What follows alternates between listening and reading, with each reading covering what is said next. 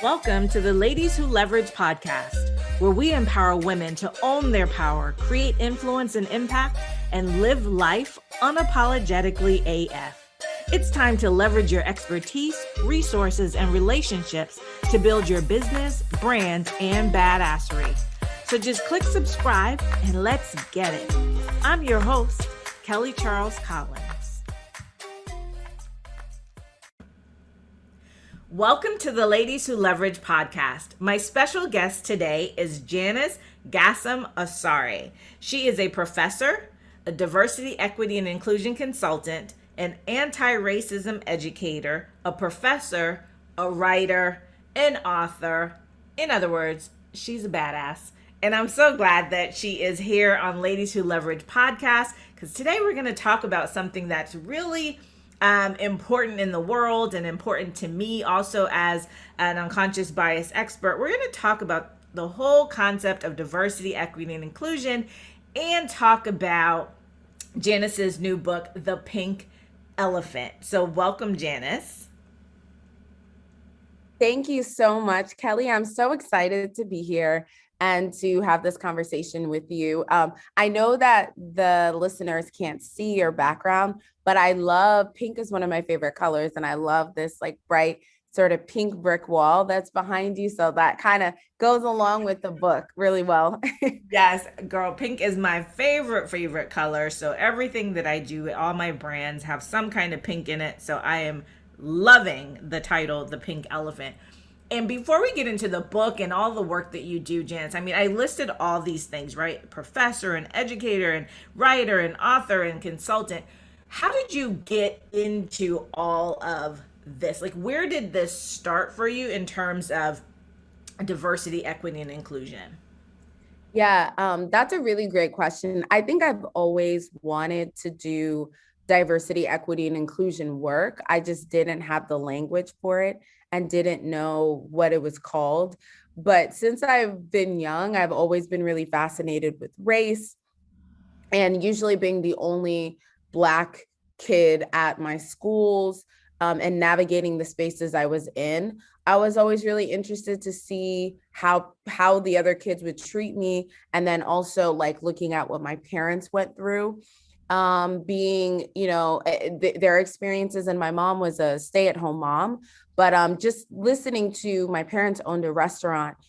We grew up right outside of DC, and my parents owned a restaurant in Springfield, Virginia, and then they owned a grocery store in right in the heart of DC. It was off of Georgia Avenue. And just like kind of looking at and seeing their experiences with their businesses and just like how people would treat them, it was just really fascinating to me. And I think that initially is what drew me to the field of diversity, equity, and inclusion, and just trying to figure out how to make the experiences that I watched my parents going through better. So I think that I've always really been like, there was a Fresh Prince episode where Carlton, they went back in time, and Carlton was like shocked when he found out that he was Black, and then he was like, I'm Black.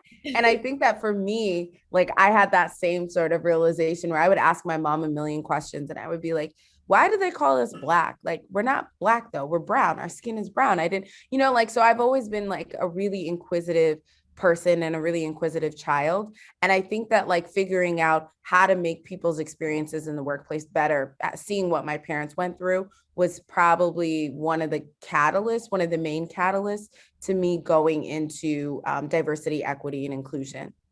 And Janice, when you say, watching what your parents went through, what were some of those things that you saw that really had an impact on you? Because one of the things we're going to talk about later is like intent and impact. What was some of the things that you as a child witnessed, and you describe it in your book as being race obsessed, that caused you to have such a profound impact on you that you took this into your adult life?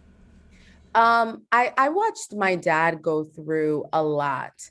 My dad was usually the only Black professor. And I also have to mention that both of my parents immigrated to the US from Cameroon.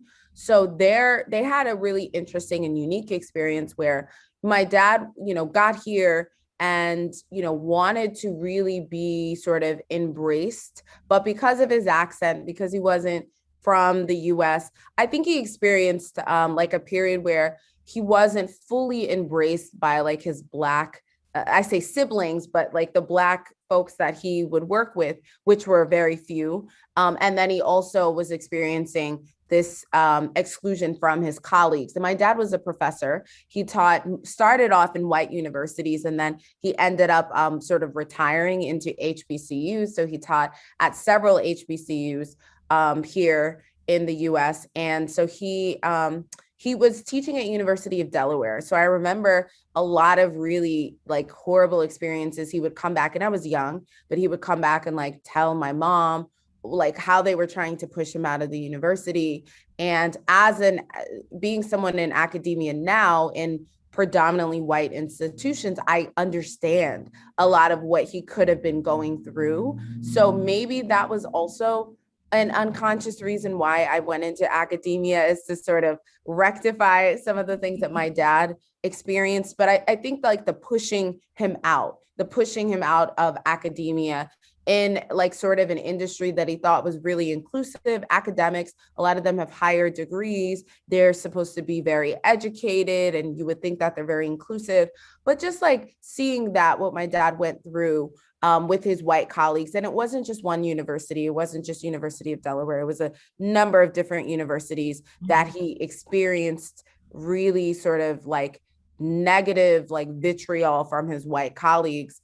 And then he never really quite felt like he fit in with his Black colleagues. So he was just like sort of this weird sort of outlier. So I think that watching that and watching my dad go through that was really what sort of, and then my parents owned businesses, and just watching, it's a really interesting dynamic, like the racial dynamics when you own a business and you're employing white people or people of other races, and just kind of watching that has been really interesting. So I think that like, and my mom has just a whole like number of experiences where, she started working when we were teenagers.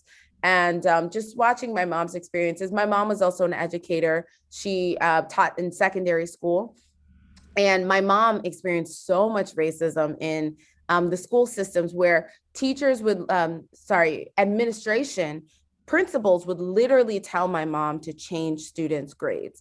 One school in particular in Virginia where my mom taught at, the administration was white. They had a few white students, and my mom gave them the grade that they earned. And the principal actually came to my mom and said, "We really want you to change this grade because this student is in line to be valedictorian, but your class is the only class where they're not getting all A's." And my mom just, her moral compass wouldn't allow her to. I was thinking, and I was like, I would probably just, for the sake of the job, just be like, whatever, I'll do it, I'll change. But I love that my mom was like, no, I'm not going to change it. That's wrong. And eventually she ended up quitting. And she doesn't, she's no longer an educator, because she was just like, you're not going to bully me to do something that I know in my heart is wrong. So I think that like watching the combination of their experiences, those types of experiences, has really empowered me to want to speak up for people who maybe don't have the strength to do what my mom did, and just say,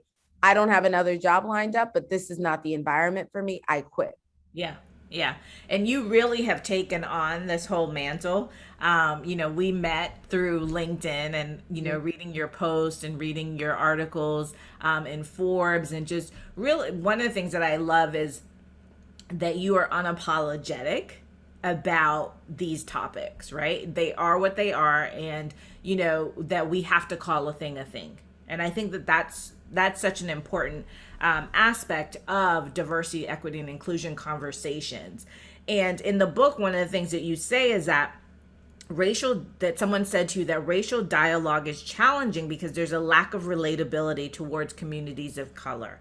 And when I read that, I was like, wow. When I read the explanation, I want you to explain what it means, because when I read that, I was like, yeah, right.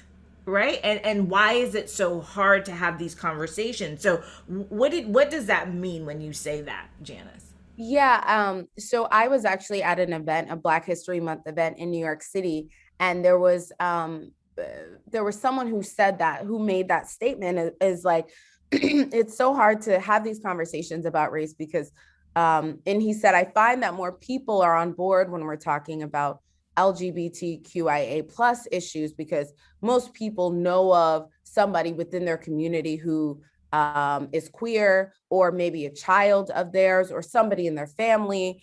It's easy for people to talk about gender issues because everyone knows a woman, has a mother, you know, but when it comes to race, many of us are sort of insulated in our racial groups. A lot of white people have mostly white friends.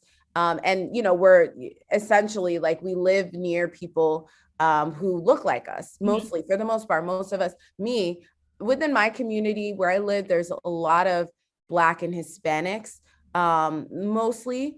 And I would say that for a lot of people, that's what it is. So I think that these conversations there's a lack of understanding because you don't sort of have those experiences, because you have no Black friends, you have no direct sort of, like, you haven't heard stories of anti-Black racism. So how would you be able to understand this experience? And I think that that's one of the problems, is that a lot of non-Black people try to, or feel like, if I don't understand or I can't relate to what you've gone through, it invalidates your experience. So one thing that I see a lot of is someone shared with me on Clubhouse, actually, that she felt very uncomfortable. She's a young Black woman, and she had one of her bosses was, during Black History Month, talking about how their family escaped persecution from the Holocaust. And so her manager was saying, I know how you feel as a young Black person who is a descendant of enslaved people, because my people also escaped persecution. And how she felt like, how this young Black woman just felt like that was a very sort of, she didn't like the comparison that was being made. She said, I acknowledge and I recognize the struggles that your family has endured, and my heart goes out to you, but they're not the same. So I don't want you to liken our experiences and say, I know what you feel. And for a lot of white people, there is that lack of ability to say, I know what you feel. And so I think that that's why this conversation about race, and particularly anti-Black racism, is so difficult for people, because it's like, I don't understand. How could that, like, how could those, it's like, it sounds so absurd if you haven't experienced it. It's like, what do you mean?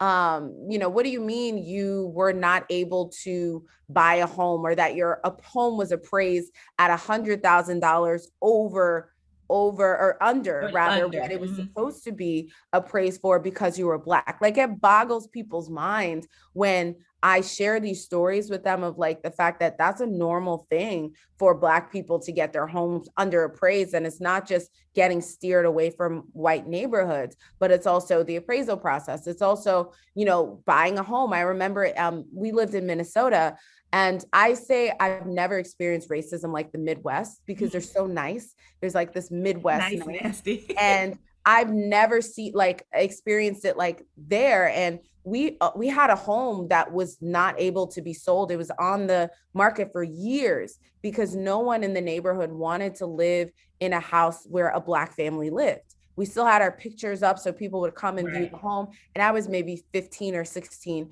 when this was happening. And I was like, I don't understand foreclosure. We had to foreclose. My parents had to. And I was like, foreclosure? What does that mean? I didn't understand. But it's like the ways that racism has impacted and affected my life and the experiences of my parents, I think, is something that a lot of white people or non-Black people who have privileges of whatever sort can't always relate to, which makes the conversation really difficult. Yeah, they can't fathom it. Because if you think about in life, probably every single Black person knows a white person or has experienced a white person, whereas not all white people know a Black person or have experienced a Black person, right? So when I read that just, like, it was a light bulb moment. Like, yes, right, I understand that. And I know from, you know, doing this work, it is this difficult dance of trying to get people to understand. And when George Floyd was murdered and we had no choice, right? But to sit and watch it over and over and over again. One of the questions that I had put out in on Facebook was, asking white people, like, why now? Why has this impacted you so much? And I think the thing was that they actually had to see it, right? And it was no longer just this thing that you heard about, or that you were out doing whatever, about your life. And so it just didn't even come into your atmosphere. And so many of the people that I've spoken to said that, like, they actually were sitting there and watching this, and it was so long and so prolonged. And so it was really, and it sounds crazy to us as Black people, but for so many non-Black people, it was really the first time that they had to experience, right, what we have been talking about for so long. And so when we speak about these things, it's almost unfathomable to them, right? Like, that just, it sounds like movie-ish, right? It doesn't even sound like that is real life. And doing I'm sure that you've done like lots of listening sessions, and having to hear their own colleagues, their own Black colleagues, say, this is not just somebody that you've seen, this has happened to me, this has happened to my family. It really just made it real. And I know, I was saying, Janice, that you're one of those people who just, calls a thing a thing. And I can imagine that that has been challenging. And I know, that many of you, you and Minda and some of the other women who speak out on LinkedIn have faced some really ugly backlash, and, the comments that have been said, it's just ridiculous. And I want to know, like, how does that make you feel? Like, what impact does that have on you? And how has that not just told you to just be like, you know what? I could go find something else to do, right? And do something else. Yeah, I think for me, I really like have a rule where, and I mention it in the book, where for me, part of self-care is I don't really engage with trolls and people that want to argue just to argue. And I find that there's a couple people consistently when I post things that I've identified them as folks who want to engage me in an argument and a disagreement. And I don't spend my time doing that. Even on Instagram, but I find it a lot on LinkedIn. There's like, folks who hop in my DMs or say, I didn't like what you wrote, or this and this and that. And for me, I am just an optimistic person by nature. And I feel like the number of people who feel that way is small compared to the folks that a post may resonate with, or who feel like, oh, I'm so glad somebody said this, because I'm in a corporate environment where I'm not able to really speak my mind or say these things. And what makes me feel good is getting the DMs from Black women saying, oh, I experienced that, or thank you for saying that, because that's something that I've gone through as well. I got a lot of really positive feedback about a post that I did about my hair. And I have 4C hair. And during the pandemic, it was really like a struggle for me, because I'm not good with I don't really know how to do hair. I don't know how to do anything. When I was young, my mom would just like do our hair, or she would take us to get perms at the salon. So when I went natural, I would always go every like few months to get my hair done. And during the pandemic, it was a struggle for me, because I'm like, now I have to learn how to twist my hair. Okay, well, if my hair's in a twist style, I have to leave it in the twist for a couple of days so it looks cute. What do I do with my hair until then? And just like the embracing of my 4C hair is something that I started to do more during the pandemic. And I posted about it here on LinkedIn. And I got a lot of feedback and positive feedback, and people saying, wow, it makes me feel good to see someone else who has the same hair texture as me. And just for folks who are not familiar, I was gonna say, people don't know what you're talking about with 4C I was going to say 4C is, so there's like a hair typing system that a stylist created, where so you could figure out like the type of hair that you have, so you could get products that align with your hair type. So if your hair is the tightest and kinkiest curls are called 4C. So 4 type hair is the most coarse hair. And so there's 4A, 4B, and 4C. So 4A is coarse, but a little looser curls. And I'm 4C. So my hair is, if I let it grow out and I wear it out, it'll be in like an afro, If if the listeners can imagine that. So for us who have coarser hair, if we don't chemically straighten our hair or get it straightened in the salon, we have to figure out what to do with our hair. And for me, it's always been a struggle to like, what am I going to do? Can I do braids? I have to do braids when I'm like on vacation. I can't come back with. So it's been a lot of that. A lot of the, that struggle. But I think that posting something and getting positive feedback from people, particularly marginalized people, because I don't do this work for the enlightenment of white people. I always say, like, I don't do this so white people can be enlightened, because like you said, it's unfortunate that it has to take Black pain and Black trauma to move white people to understand or start to feel what it is that we feel. So I really do this for the most marginalized people in the workplace. And it makes me feel good to get messages from Black women saying, that post really resonated with me, or it makes me feel good to see you say this. And so that's really like the trolls that, come onto my page. I just ignore them because that type of feedback that I get just makes me feel good. And what I've realized is I don't feed the trolls. I don't give them ammunition, because I know that there's one person, there was like a high level security manager at Tesla who was arguing with me on a post several weeks back. He said systemic racism doesn't exist. And I just was like, I can't let this comment go. So I commented back, and I gave proof of times just here in the US when systems have worked to oppress people of color. And he kept arguing with me, and then he called me a racist, and it was like a back and forth. And then at some point I disengaged, and he was still going, but it was like the energy that took. I was like, I could have spent that energy taking a nap or doing something else. So I like try not to engage with those folks, but the positive feedback that I get from marginalized folks is what makes me want to keep going. Yeah. Yeah, it's hard. There's so many times that I see things and I just say, don't. I'm like, don't get involved. But then there are times that you see things and you're like, nope, can't let that one go, right? You have to say something. But it is so exhausting, right? It is very emotionally exhausting. It's very taxing. And because we've talked about this, and my son is a victim of police brutality. So when I see those types of stories, sometimes I have to just move past them because I don't have the bandwidth at the time to actually sit in that, right? And to realize, and to watch those things, and sometimes to hear the noises, and just even sometimes looking at them without the sound, right?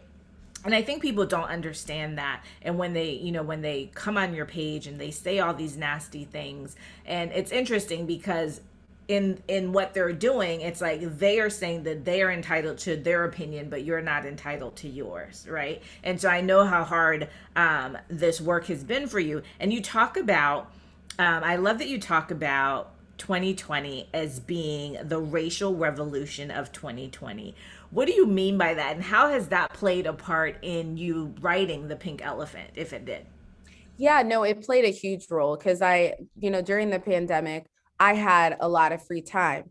I wasn't doing a lot of diversity, equity, and inclusion client work because a lot of companies were just scrambling to figure out the work from home situation. So there was not, business for me. It completely stopped.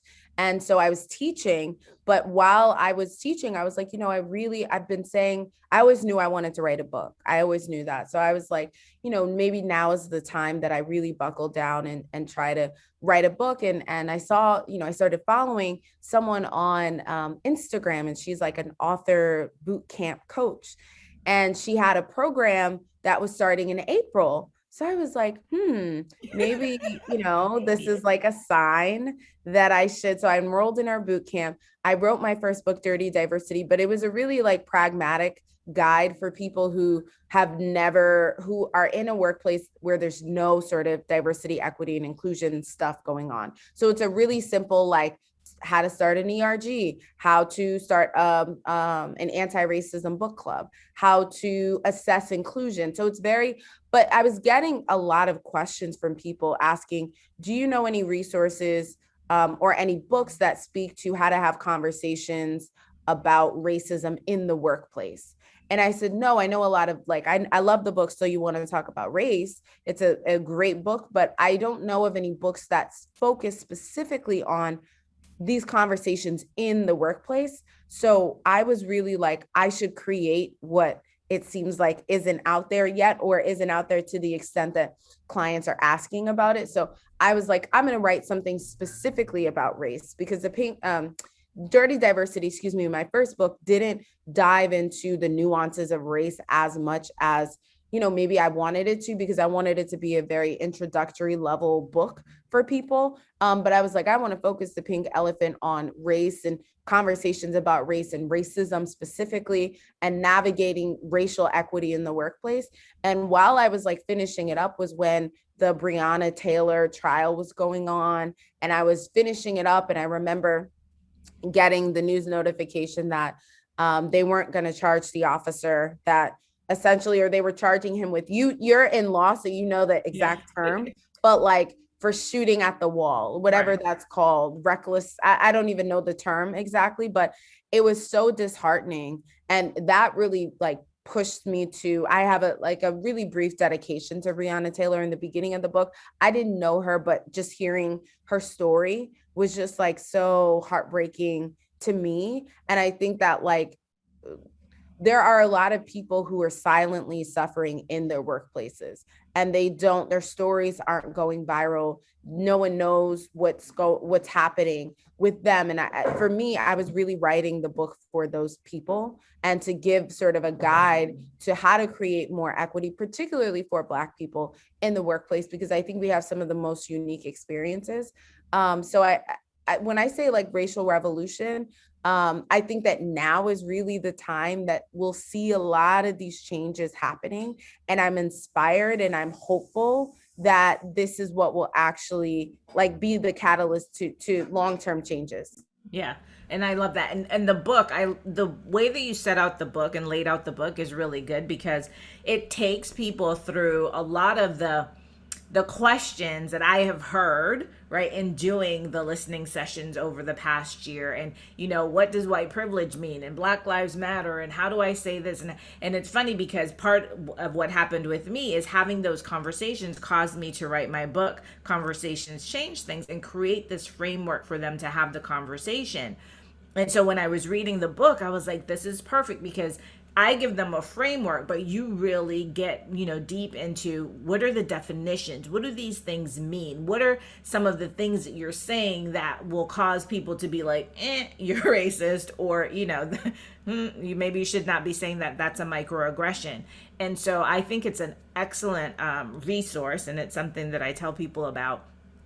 So I'm so glad that you took the time to write the book. Yeah, And and go ahead. just to interject, I didn't mean to No, you're cut you good. off. But what I really wanted to do was like include questions that I get repeatedly in my workshops. And at the end of my workshops, I have like an anonymous sort of question, ask me anything type of thing, where people send in questions ahead of time. I don't know who's sending them, and I try to answer them or integrate responses into the workshop. And that one is a big one that I kept getting, is like, how do I explain Black Lives Matter to people that I work with that don't understand it as a white person?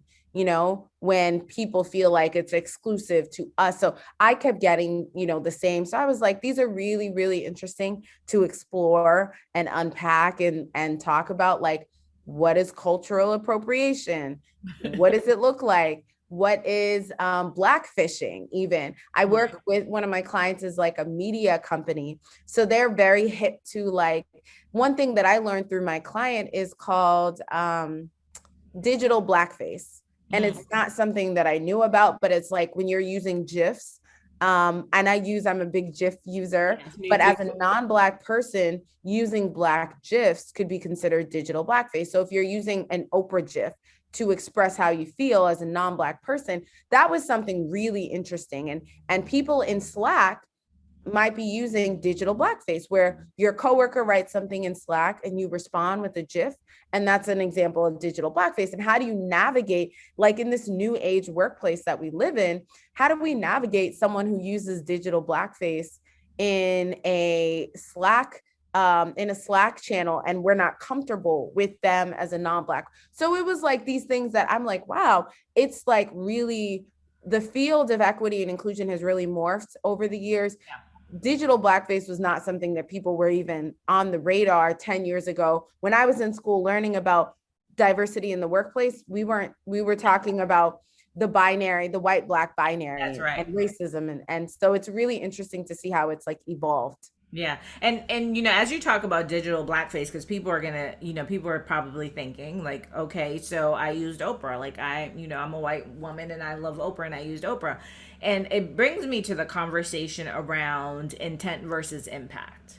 Right? Because so often the questions, like you said, you get asked a lot of questions. And when I talk about unconscious bias, one of the things that comes up a lot is, well, it's outside of my awareness, it's unintentional, what's the big deal essentially.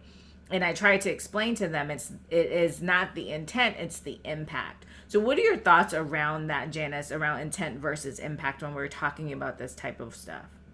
Yeah, I think that's really important for people to understand, because there is this, but I didn't mean to, or there's this like feigning of ignorance where it's like, but I didn't know, or she didn't know any better. And it's like, it doesn't matter if you didn't know any better, if the person on the receiving end was harmed by what was done. And so, like, if you didn't mean to send, for example, a good example is going back to the digital blackface. I think we all remember Sweet Brown, which is, she went viral. She's a woman who said, ain't nobody got time for that. So I watched Sweet Brown, and I think like everyone else, I thought it was funny, but then I was like, this is very like playing into a lot of stereotypes, anti-black, like negative stereotypes rather, about Black people, where it's like the way that they edited the interview made it seem like, people were laughing more at her than with her. And so to me, if you use a Sweet Brown GIF as a white person or as a non-Black person, and someone takes offense to it, it doesn't matter if you thought it was funny, you thought they would laugh, if it wasn't your intention to harm them, if they're harmed. And I think people must remember perception is reality. And it doesn't matter if it wasn't like, if you had good intentions, if you weren't doing it maliciously. And I think that's where a lot of people get tripped up, where it's like, but I didn't mean to, I did it as a way to connect. And it's like, it doesn't matter, because if this person is harmed, we have to figure out how to reduce the harm, or how to heal from the harm that you've caused this other person. And I hear a lot where people say, like I was having a conversation about digital blackface with a client, and there was someone who said, well, I feel like people are getting really PC these days. And it's like, it goes back to that intent versus impact, where people say, oh, everybody's so sensitive about everything these days. And it's like, how do I know what is a microaggression, what I can say, what I can't say? And I always say it depends on the person. I know that that's not what people want to hear. People want a clean rule book of like, you say this, don't say this. I can tell you in general, like, don't use the N-word as a non-Black person. Like, I can tell you generalities, but it all depends on the person. And I think it's important to respect that if someone says something is offensive and you are not a member of that community, take that in and acknowledge and take accountability of what you've done or said and how it's harmful, and not to do it. So an example is, I was in a workshop and I used the term Native to describe Native Americans. And I have one of my best friends works on a reservation in New Mexico, and she uses the term Native all the time. And I used that term in a workshop, and someone said, popped in the chat, don't use the term Native. And I was like, what do you mean, don't use the term Native? And they're like, it's an offensive term. And I was like, and I felt myself getting defensive, and I felt myself wanting to say, no, it's not. And I was like, wait, I'm not in the community.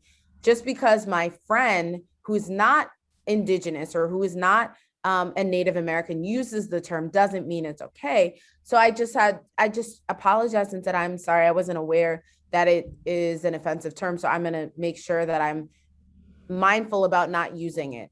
And after the workshop, I went and I Googled it. And sure enough, there were articles that said Native is an offensive term, because it makes people seem like they are, it has like an othering sort of connotation to it. So rather than saying Native, saying something like Indigenous or Indigenous American or American Indigenous people is a better sort of term to use.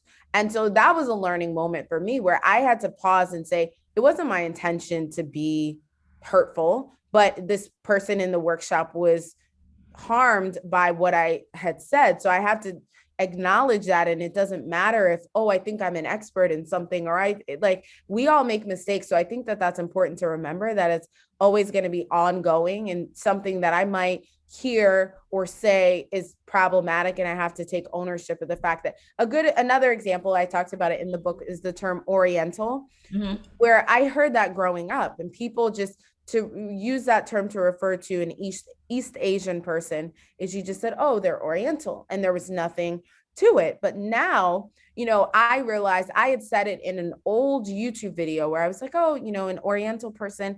And then I thought back and I was like, oh my gosh, that was like an offensive term that now is like problematic and people shouldn't be using.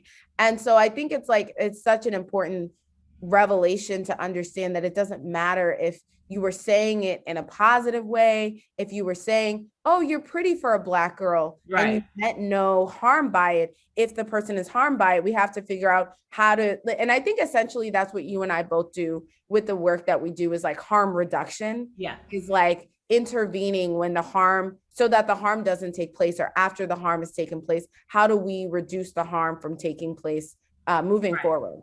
Right. From keeping the impact from compounding, right? Because that's part of it. And it's so funny, we all make mistakes. We all make mistakes in our work. I've said like you guys, and people are like, no, don't say guys, and you have to take that, because you do find yourself sometimes wanting to, resist the correction. And it's one of the things that I talk about when in the book, when you're having these conversations, that if someone does correct you or tell you, then don't get defensive. Don't try to justify, because that only exacerbates the original offense, right? And so, we're all living and learning, and words that we used to say, right, when we were growing up, you can't say them now. And so don't say, well, we used to say it all the time. Okay, great. But now you can't say it anymore. Exactly. Right? People don't want you to say it anymore. So it's really important for people to understand that.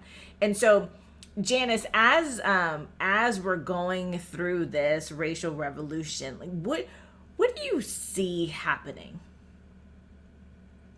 Well, I can tell you what I hope happened. Okay. All right. And I did a podcast yesterday where I was talking about just they asked Angela Davis in an interview, like, if she's optimistic, and Angela Davis has seen a lot, and they asked her, are you optimistic? And she said, I think we have no choice but to be optimistic. Right. And that's the attitude that I try to adopt, where I'm optimistic because I think we've never had social media before. And I think that if social media was around, imagine during the civil rights movement, imagine what sort of impact that would have had on our world. And I think that our voices are able to be amplified so much further now with social media. And I think that the revolution will be on social media. And I think that people feel that the power is more in their hands, where the companies don't fully control our voices now, and we can speak out and we can expose wrongdoings and injustice now, and it can go viral, and billions of people, will become aware of, that young girl that shot the video of George Floyd. I cannot even imagine like the trauma that she witnessed watching a man get killed. But the fact that you were able to shoot this video that essentially changed the world and caused this revolution is just amazing to think about. So I think that with social media, I do think now we're seeing so many changes where there's this white lash where, critical race theory, people don't want critical race theory to be taught in schools, and people are like, there's all of this white lash that's happening where a lot of white people are scared of these conversations happening and taking place. And I think that I'm really optimistic because social media can be a tool for good that we can use to change the world. And I that's what makes me very hopeful. And I think as more people start to do the self-work, because I ultimately think a lot of this is like self-work, where you recognize and acknowledge that even though I'm helping people to understand how they've harmed others and how to reduce the harm, what ways have I harmed people and how can I reduce that within myself? I think that like a lot of us have started on that journey, and I'm hopeful that that will continue in the future, because I think we are making it more costly to be racist and to be oppressive. And I think that as long as it's costly to do these things, people are going to change their behaviors and no longer want to do these things. So that's what brings me hope and makes me optimistic about the future. Yeah. And I think without hope, there's nothing. It's funny that you were asked that question and Angela Davis was asked that question, because I was asked that question in an interview several weeks ago about, do you, is there any hope? And it's like, well, if we have no hope, I mean, what are we doing? Are we just Yeah. going to sit down and let things happen? No, we have to fight. We have to speak up. We have to amplify each other's voices. We have Yeah. to continue to have these conversations. We have to educate, right? We have to do, I tell people, do what is in your superpower to do, right? If you're a marcher, march. I'm not a marcher, so I'm not marching, right? But I know how to speak. I know how to facilitate conversations. I know how to write, right? So those are the things that I do to create change. And so we all have to continue to do those things so that we can create change in the world. And so before we leave, and I want you to tell everybody about where you get your book. One of the things I want to talk to you about is leverage, because we're all, ladies who leverage. What does that mean to you? So when you hear the word leverage and then all the work that you're doing, what does that mean to you, and how has it impacted your success? I love that word, and I love the slogan "Ladies Who Leverage" or the tagline "Ladies Who Leverage." For me, I think that means using your gifts to the best of your abilities. And you and I spoke about this a little before the episode began, but I think that it's for me standing in my power and not allowing anyone to undervalue me. And in the space and domain that I'm in, I get undervalued a lot when it comes to my worth and the work that I do. And I wish that, I'm like a semi like anti-capitalist person. I'm like I could live in a tiny house and be happy, but I recognize we live in a capitalist society. I have to work to make a living. But if I could do this work for free, I would. But I think that what's really important to me, and for the people who say, I want to be an anti-racist, are you paying your Black women equitably? Because a lot of us are getting lowballed and undervalued. And so I think when I think of this word leverage, I think of, am I standing in my power? Am I standing up for myself and not allowing someone to undervalue me when I know that I'm worth more?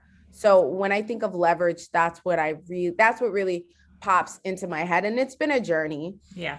It's definitely been a journey. I think sometimes it's like you don't want to miss an opportunity, so you just say, "Well, I'll do this one thing." But I'm learning this year in 2021. I'm learning and trying to adopt more boundaries.